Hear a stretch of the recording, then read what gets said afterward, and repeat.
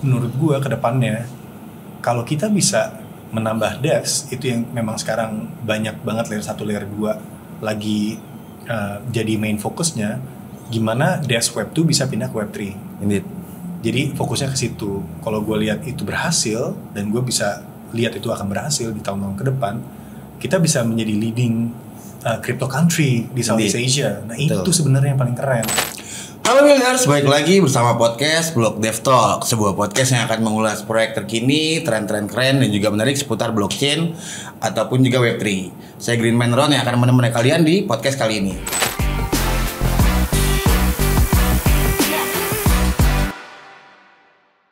Nah, kali ini kita kedatangan tamu yang luar biasa nih. Seorang founder dan CEO dari Crew dan juga BA untuk Indonesia dari List, yaitu Mas Bro, asik Mas Bro Nino Fernandez.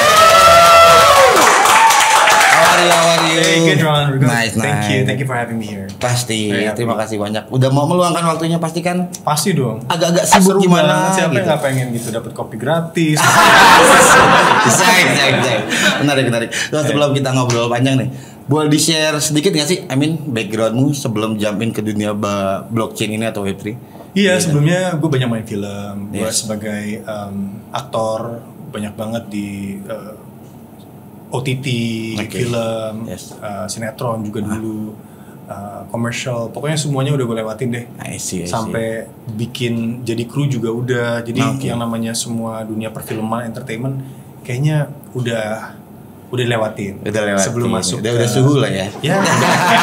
Masih banyak lebih suhu. Masih banyak. Cuman gue udah pengalamannya udah lumayan. Gitu. Nah, lalu ketika jump in ke blockchain nih, dunia Web3 area, per kapan sih? Mungkin 4 tahunan yang lalu kali ya. 4 tahun lalu? 5 tahun. Tapi ya sebenarnya udah dari 6 tahun yang lalu. Cuman gak pernah ditekunin banget. Baru tekunin banget itu 4 tahun yang lalu. 4 tahun lalu. Bener kayak gue masuk blockchain gitu. Nice. What makes you? Apa sih yang bikin paling interest gitu lo mau jamin ke dunia blockchain? Awalnya adalah penasaran nih, blockchain apaan sih? Crypto apaan sih? Terus akhirnya udah download wallet, download ini, download itu, melihat project-project, masukin duit ke situ. Ternyata oke juga ya, dapat duit, cuan juga ya. Nggak di mana-mana orang gak ada duit. Tapi besoknya turun banget. Ini apaan nih? Iya, nah di situ gue ngerasa kayak wah gila, ini kripto naik turun. Emang fundamentalnya apaan sih? Di situ gue mulai belajar fundamentalnya, teknologi behind it itu apaan, kegunaan blockchain itu apaan. Gue jadi kayak penasaran, nih kayaknya masa depan nih.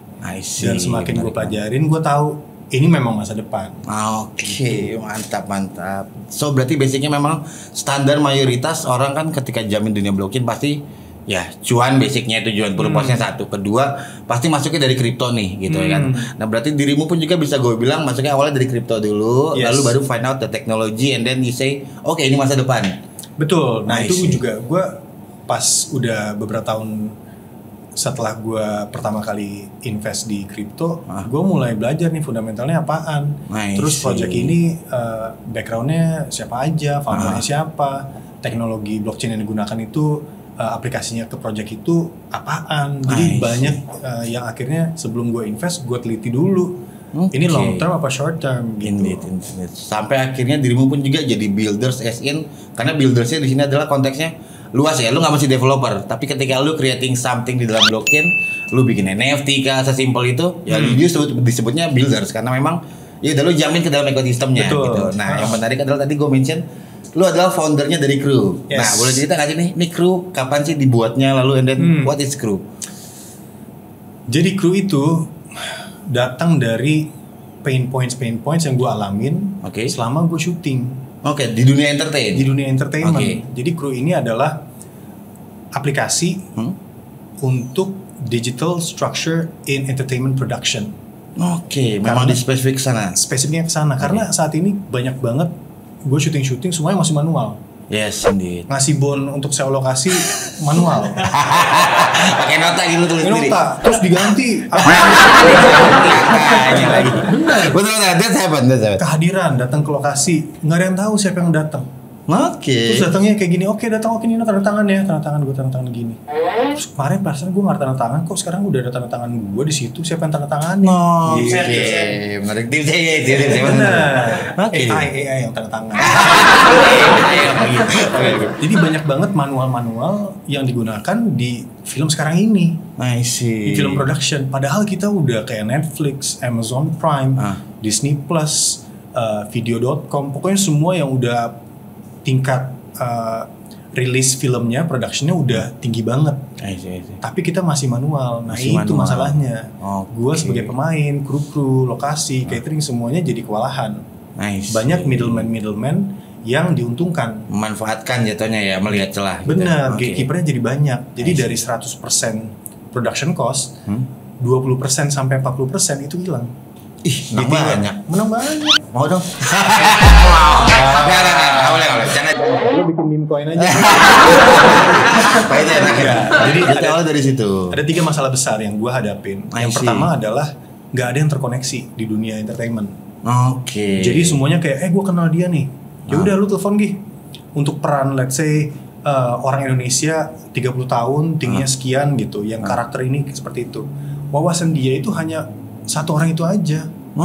Karena dunia semua talent pool di Indonesia belum ada yang masuk ke dalam marketplace. Jadi nggak ada yang terkoneksi. Mulai dari kru, lokasi, catering, talent, penyewaan, apapun itu, you name it, nggak ada poolnya. Itu yang pertama, nggak ada yang terkoneksi. Yang kedua, pembayaran ini si manual itu. Pembayaran tuh nggak ada yang duitnya udah masuk, baru tinggal di kita dapat bayaran on time, atau kita kadang nggak dibayar. Ada nggak dibayar? Ada. Apalagi gini, extras itu dunia yang besar banget ini, lahan yang basah banget. Jadi banyak banget agency yang pegang 1000 extras. Terus gaji extras itu pas gue liatin, gila, ini dari muka doang. Jadi semakin cantik, semakin muda, bayaran semakin tinggi. Iya, menang banyak. Iya, terus gue bilang sama orangnya, kalau gue butuhnya panti jompo, semuanya nenek-nenek, murah dong. Nah, bukan dari pengalaman. Ini masalahnya. Dan di situ pembayaran mereka banyak ketahan di agensi atau dipotongnya gede. Ya, jadi banyak nggak yang dari B2B, cuma langsung ada gatekeepernya lagi di sini. Nah, yang ketiga kontrak ini bermasalah banget. Untuk extras itu nggak ada kontrak, mereka kontrak langsung sama agensi contohnya. Dan si agensi ini juga tidak memberikan kontrak kepada extras yang akan datang. Kadang extras yang datang juga bukan orang yang sama, yang memang diminta. Itu 3 masalah besar, masih banyak permasalahan.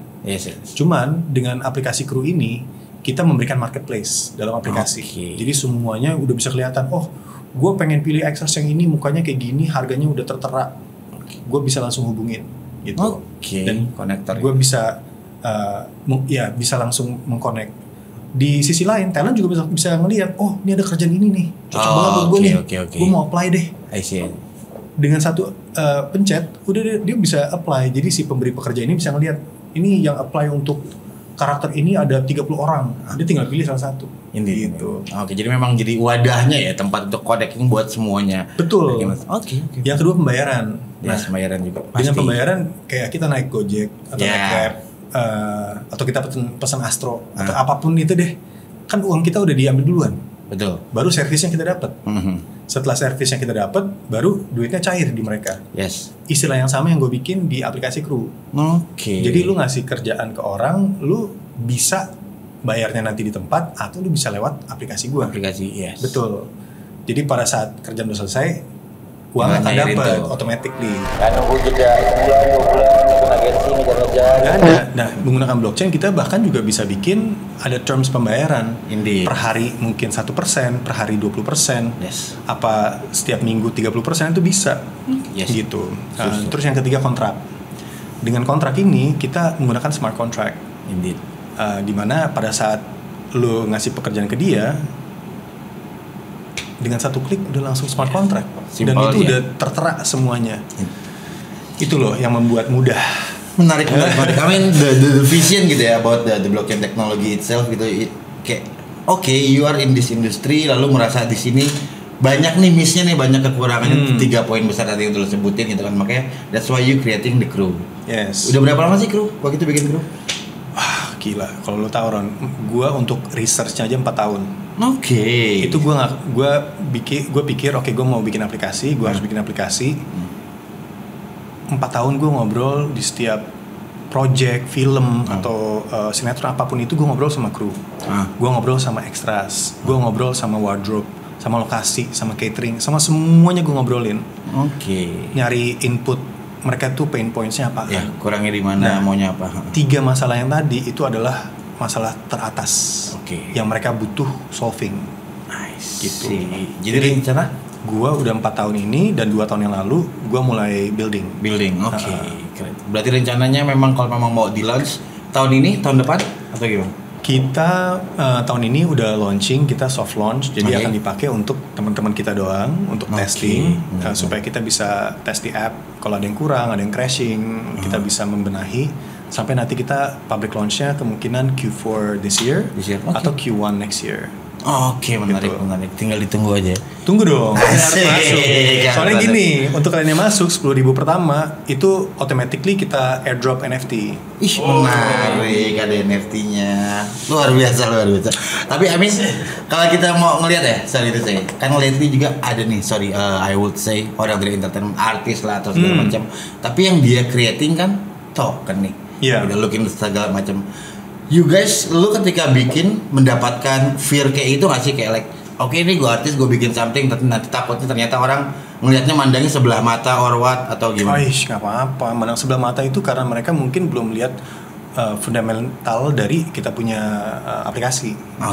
Kita akan ada token juga, tapi token tersebut itu lebih menjadi, lu beli token, lu beli saham. Cool. Karena keuntungan adalah di situ, dan gue juga melihat ini sebagai kesempatan untuk semua orang bisa masuk, karena saham gue nanti itu kecil banget.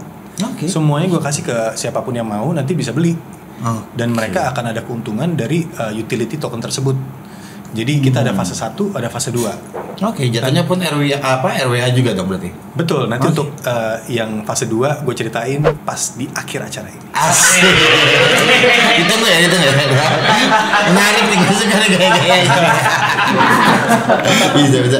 Nah, berarti dirimu nggak bikin founder yourself sendiri atau ada yang berdua, atau sisanya kan kalau tim ya pasti di bawahmu ya? Kalau ngomongin founder lu sendiri? Single founder, single non-technical founder.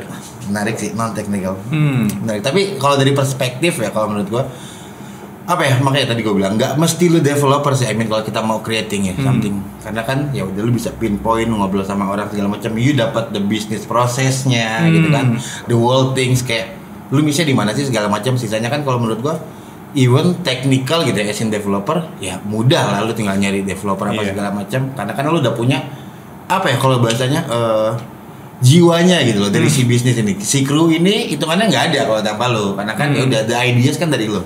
Menarik, keren. Tapi berarti roadmap segala macam udah ready semua, udah ada tokenomics sama bahkan tadi lo bilang kan tokenomics sudah ada. Kita hire 1 orang dari Jerman yang saat ini tinggal di UK. Luar biasa banget, dia memang jadi suhunya tokenomics di dunia. Dan dia tuh ngajarin tokenomics, dan banyak proyek-proyek besar layer 1 yang kalian kenal juga itu tokenomicsnya datang dari dia. I see. Gua ngerjain tokenomics sama dia itu 2 bulan lebih. Literally kita lihat ini nanti ada apa, utility-nya apaan, gimana caranya semua orang bisa diuntungkan in the long run. Karena semuanya harus tahu yang namanya token pasti volatile ya, naik turun. Tapi in the long run gimana caranya kita bisa trajectory-nya ini sampai market cap yang kita pengen capai gitu. Jadi tokenomics-nya ada, udah disiapkan dari roadmap-nya sendiri. Ini roadmap-nya 9,5 tahun. 9 tahun. Wow, menarik. Karena terakhir gue bikin project aja roadmap gue bikin tuh 5 tahun. Lu 9,5 tahun. Lebih panjang. 9,5 tahun. Karena standar project scam kan cuma setahun doang, Pak. Setahun, roadmap setahun gitu kan. Gitu. Udah dapat duit kayak dijalanin gitu kan. Banyak yang begitu. Siapa tuh? Janganlah. Bahaya. Banyak. Tapi 90% sebenarnya dunia blockchain mostly kayak gitu sih. Makanya mungkin tadi pertanyaan gue adalah akan dipandang seperti apa segala macam. Tapi hopefully, I mean ya, as far we know, ya gue tahu yang ngobrol sama segala macam. Bahasa kasarnya nih kalau gue ngomong, kenapa lu yang gue invite? Karena yaudah, I do have some belief about your apps gitu. Oke, thank you. Kalau yang lain-lain mah, ya ngapain diajak lah gitu. Scammer lah kalau diajak lah. Nanti papen dump lagi deh. Nah itu. Hari ini gitu. Gitu, makanya gue ajak karena gitu. Oke. Banyak sih yang udah minta, cuman sombong lah gue. Asik. Ini berarti mau dikasih NFT-nya banyak. Sagokan ya. Oke, that's about crew. Nanti dilanjutin ya. Boleh. Dari kelas terakhir. Fase 2. Nah, lalu yang abis itu lu juga jadi BA-nya Liz. Yes. Nah, Liz tuh apa sih kalau mau diceritain juga? Jadi Liz itu awalnya dia hadir itu 2016. 2016, yes. Bersamaan dengan bersamaan dengan Ethereum. Ya. ETH dengan Vitalik Buterin. Saat itu ada perjuangan antara Solidity dari ETH, Ethereum atau menggunakan JavaScript dari Lisk. Oke. JavaScript ini adalah satu bahasa coding yang udah biasa banget digunakan sehari-hari oleh semua developer. Tinggal gimana caranya kita bisa bikin dokumentasi dari mereka-mereka semua untuk implementasi ke blockchain. Yes. Tapi setelah udah 8 tahun ya, berarti 8 tahun, 7 tahun berarti tahun lalu, mereka ngerasa kita udah nggak menang nih. Oke. Gimana caranya kita bisa still membuahkan hasil yang bagus di dunia blockchain? Baiklah kita masuk ke EVM compatible. Oke, menarik. Dan kita masuk ke OP Superchain. Oke. Optimism. Optimism, Yes. Exactly. Oke, menarik. Berarti memang dia punya visi misi yang steady lah ya, solid. Gue mau ini, lalu orang juga dapat apa ya? The teknologi yang mau digunakan segala macam, dan jatuhnya berarti sekarang Liz udah co-op dengan tradisi Java sampai EVM compatible, berarti menggunakan kalau language bahasa sendiri kah atau pakai Solidity juga? Pakai Solidity. Dia jadi EVM compatible sekarang, dan dia pindah dari yang namanya Pamor L1 jadi L2. Jadi L2. Oke. Tapi visi misinya tetap sama, dan dia ngerasa ya udah kita barengan aja nih. Yes. Satu family di OP gitu, Optimism. Karena sebenarnya yang gue suka juga dari blockchain ya, dibawa ke sana, di luar sana, di sana kan yang paling di showing adalah decentralized. Bukan tempat lu buat ngadu ego nih gitu. Bukan tempat lu buat kayak ya udah punya gue paling keren. Ketika kita bisa collab, kita bisa satuin bareng. Itu sih sebenarnya kenapa gue juga jadi Maxisnya ya. Bahasanya Maxisnya bukan Maxis crypto tapi Maxis blockchain, karena yang mereka berikan gitu loh di sana. Dan juga ada satu komunitas namanya Greenpill, punyanya Vitalik juga. Gitu. Jadi bahasanya mereka bikin kultus lah, tapi kultus buat orang baik. Jadi namanya Greenpill, di mana itu sebuah verifikasi halal mungkin kalau di Indonesia. Asin lu orang-orang baik yang menggunakan teknologi blockchain, tapi lu mau memberikan itu kepada publik. Ada namanya Greenpill. Lu udah masuk belum? Blockdev udah jadi Greenpill chapter Indonesia. Greenman. Kenapa namanya Greenman gitu kan? Oh enggak. Kebenaran. Nah, tapi sisi Greenpill itu kan, Greenpill udah banyak di chapter-chapter negara gitu. Memang purpose-nya mereka punya kayak 98 page. Itu kultusnya yang bener-bener kalau lu mau jump in dalam dunia blockchain, please be good.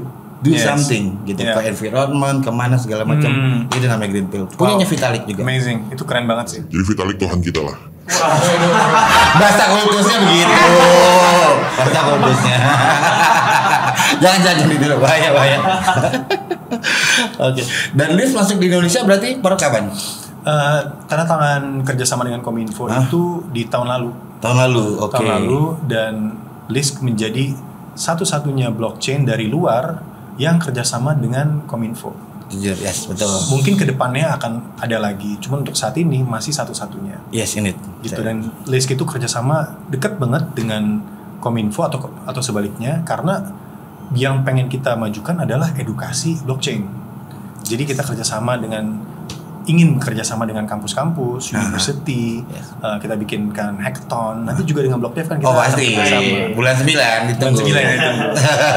Jadi memang main faktornya adalah itu, menggunakan blockchain. Kalau kalian mau deploy di layer 2 apa layer 1 yang mana aja terserah, karena teknologi blockchain itu sama di mana-mana. Betul. Cuman hype-nya itu kan beda-beda. Yes. Ini gue ngomong belak-belakan aja ya. Ini yang mungkin kalian tunggu-tunggu juga. Karena blockchain itu di mana-mana sama. Cuman ada kayak proof of stake, proof of Proof of work, virtual proof, whatever it is, itu cuman basisnya doang. Tapi blockchainnya itu sebenarnya yang paling penting. Tinggal kalian tuh paling suka apa? Kalian suka Solana, kalian suka Optimism, Base, Avalanche. Jadi kalau nggak salah Avalanche itu jadi ini ya, jadi go to for finances. Betul. Jadi banyak orang nih lihat, oke, kalau meme coin di sini. Ya, kalau misalkan gue pengen NFT berarti di sini. Ya. Banyak deploy-nya. Preferensinya di sana. Lisk itu lebih ke RWA fokusnya, real world asset projects. Jadi mereka tuh ada grant juga, bro. Oke. Menarik. Kalau kalian punya project yang menurut kita keren dan memang utility-nya bener, green pill yang tadi lu bilang. Bisa tuh, kirim aja, ada aplikasinya kok. Tinggal masuk ke website, bisa apply grant. Oke. Di situ ada langkah-langkahnya dan kita sangat supportive sih ke situ. Up to berapa grants? Kalau nggak salah mulai dari $6.000 $6.000 itu awal banget. Kalau udah di ACC sama kita 6.000, nanti ada milestone berikutnya. Yes. Sampai 250.000. Oke, lumayan. Kita bikin? Asik. Lumayan 250.000, abis itu kelar ya. jangan itu bercanda. Nah, jadi biasanya gini, mau kelar nggak kelar, biasanya kalau udah sampai tahap 250.000 itu aplikasi udah jadi keren banget. Jadi mau lu nggak jalanin, orang lain bakal gunain terus. Ngambil, yes. Karena dari tim Lisk ini very diligent banget untuk milih project dan milestone-nya. Yes, gitu loh. Menarik. Makanya sebenarnya banyak ya kalau ngomongin grant dan juga gue bisa bilang sekarang udah makin banyak pinter either dari sisi visi investor bahkan sampai ke user juga. Mereka udah benar-benar bisa melihat dengan jelas, udah nggak FOMO nih kasarnya gitu. Ini project memang legit, ini utility and stuff. Apalagi kan narasinya kan tahun ini RWA gitu kan, lalu gaming gitu kan. Lihat narasinya kan tahun ini gitu. Lalu juga untuk lu nge-build, mostly orang udah pada nge-buildnya di layer 2, di ZK, di OP, ya roll up dan segala macam, karena balik lagi fitur teknologi yang mereka butuhkan kan gitu. Dengan adanya layer 2 kan ya scalabilitasnya makin kencang gitu kan. Makin cepat, gas fee pun jauh lebih murah. Jauh lebih murah. Kalau di Lisk berapa gas fee-nya? Atau enggak ada? Murah banget. Murah banget. Enggak, untuk dimension aja kayak nggak perlu. receh banget. Iya, receh banget. Tapi memang yang mereka follow up adalah mereka kan di on-chain foundation. Sebuah foundation berarti kan non-profit. Yes. Indeed. So buat apa mereka bikin profit lagi? Itu loh yang harus dipikirin. Banyak kan bikin layer 1, layer 2. Gue pengen pokoknya TVL-nya segini supaya yang nanti masih volumenya kita kejar, dari transaction fee kita ngambil. Buat mereka kayak apaan ya itu gitu. Menarik. Berarti memang that kind of good juga gitu ya, bisa gitu. Karena yang gue tahu terakhir yang kebanyakan kayak gitu Stellar yang gue tahu ya, even the language itu kan pakai Rust gitu kan, dan juga backersnya mereka visi kebanyakan memang foundation gitu. Foundation yang memang banyak kasih grants juga ya looking for-nya mereka ketika ada yang apply grants, selama konteksnya projectmu do something for the public gitu kan, itu pasti akan mostly mereka accept gitu. Karena ada satu project Indonesia namanya Kolak, itu mutual aid. Itu mutual aid buat ngebantu orang, ya simpelnya lu patungan lah, orang sakit lu patungan gitu, dibayarin bareng-bareng. Nah itu mereka beli di Stellar. Lu pernah cerita sama gua, Ron. Iya, itu keren banget ya. Gitu. Nice. Itu Indonesia. Saya udah banyak, kita bikin banyak lagi project Indonesia. Ayo dong. Taruh Inggris gitu kan. Pokoknya kalau kalian ada project DM gue, nggak bisa ya. DM jadi. Instagram gue nggak ada yang bisa DM kecuali gue follow. Mungkin kayak gini kali, kirim aja email ke gue. Nanti bisa kita taruh di belakang. Gitu. Asik. Oke, lumayan ramai juga nih ngobrolnya. Nah, tapi kalau gue mau balikin ya, dari personal dirimu kan juga jamin masuk, tertarik segala macam. Secara general khususnya di Indonesia, what do you think about Web3 blockchain and stuff? Wah, kayaknya kita dari dev-nya ya untuk developer blockchain itu kita jauh ketinggalan. Indeed. Padahal potensi kita itu luar biasa banget. Kita kalah dengan Vietnam. Yes. Vietnam itu jauh lebih kecil dibandingkan Indonesia. Tapi di sana mereka yang namanya crypto adoption luar biasa banget. Indeed. Dan devs mereka di sana itu keren-keren banget. Betul. Nah, menurut gua ke depannya kalau kita bisa menambah devs, itu yang memang sekarang banyak banget layer 1, layer 2 lagi jadi main fokusnya, gimana devs web 2 bisa pindah ke web 3. Indeed. Jadi fokusnya ke situ. Kalau gue lihat itu berhasil dan gue bisa lihat itu akan berhasil di tahun-tahun ke depan, kita bisa menjadi leading crypto country di Southeast Asia. Nah, itu sebenarnya yang paling keren. Sebenarnya, that's why sebenarnya kenapa BlockDev ada juga tujuannya ke sana. Asik. Jualan dulu biar KPI masuk. Mantap. Tapi yang basicnya ke sana.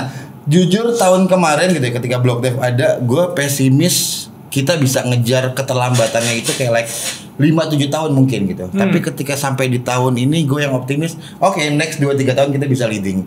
Karena ya memang BlockDev ingin menciptakan the new developer di dalam dunia Web3. Orang-orang dari developer Web2 ya anggap yang udah kita gandeng gitu ya, kayak PHP ID, Python ID segala macam, itu udah gue samperin sampai dedeng quote-nya, founder-foundernya, kita ngobrol ya udah. Banyak juga dari mereka udah jamin belajar itu jadi developer.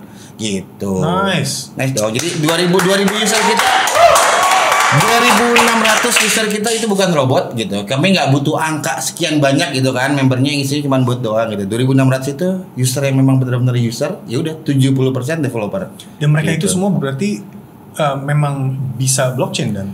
Iya. 2.300 orang. 2.600 dev. Dan even pun bahasa kasarnya lu non dev, non tech gitu. Yang kita ciptakan, yang gue bikin di BlockDev, dari dulu belajar dari nol buat jadi developer pun bisa. Itu course yang memang kita berikan. Berarti gue bisa juga dong? Bisa. Mantap, dari nol pelan-pelan gitu kan. Kalian kalau kayak gitu memberikan sertifikasi nggak? Ada sertifikasi. Sertifikasi kita bareng, kebanyakan mostly kita gandeng project-project Indo semua ya. Jadi ada Certica.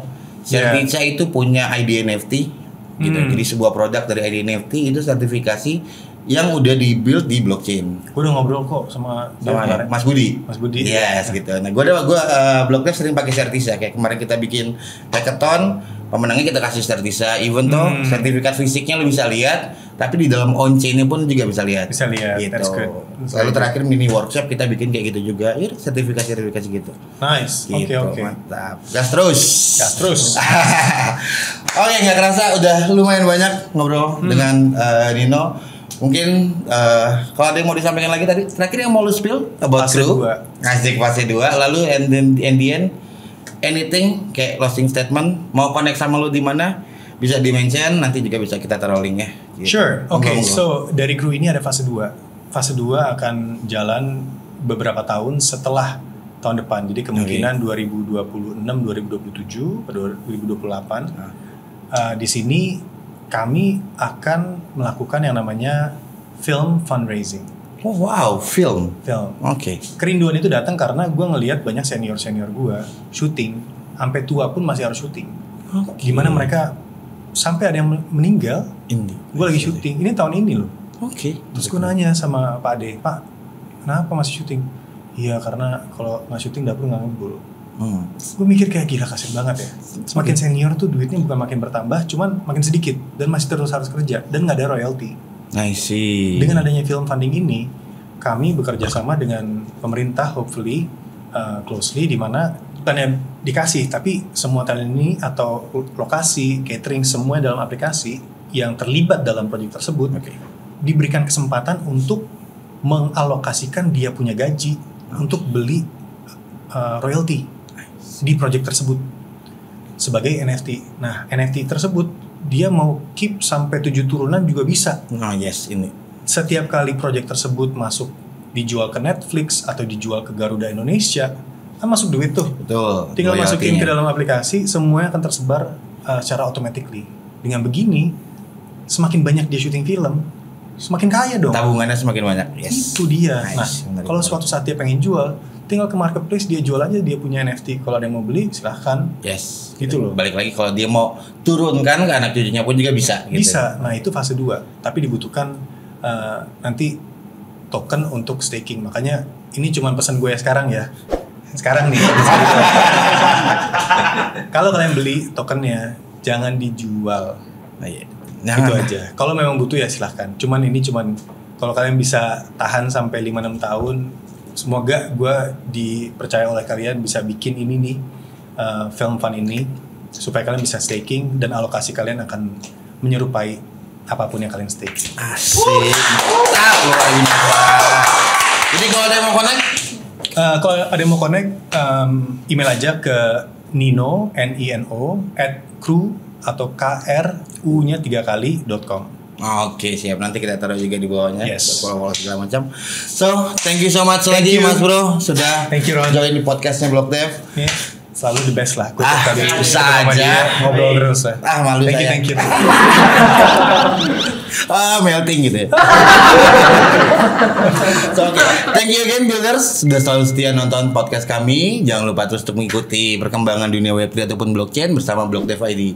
Bisa join Telegram kita, dicek websitenya dan juga nonton podcastnya. Saya Greenman Ron, izin pamit di podcast kali ini.